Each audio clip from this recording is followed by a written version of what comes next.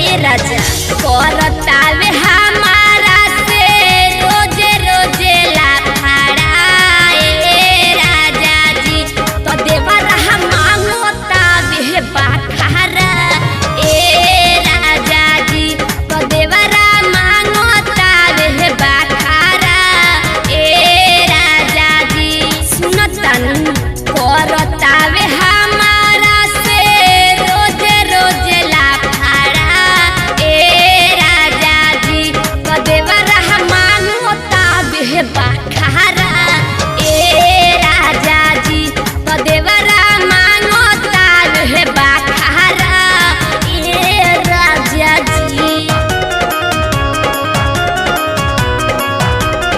देवरा मांगतावे बाखारा राजा जी। Kamlesh recording studio Mohammadpur.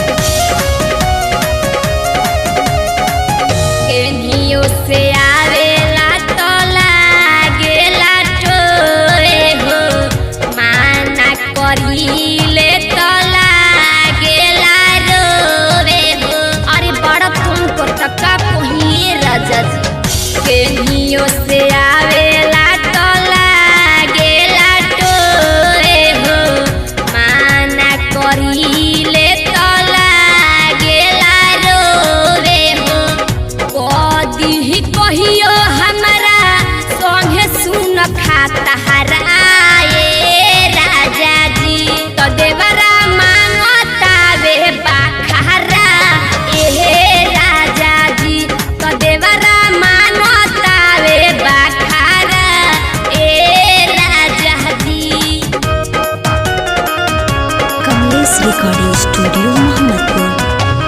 देवरा मांगतावे बाखारा राजा जी।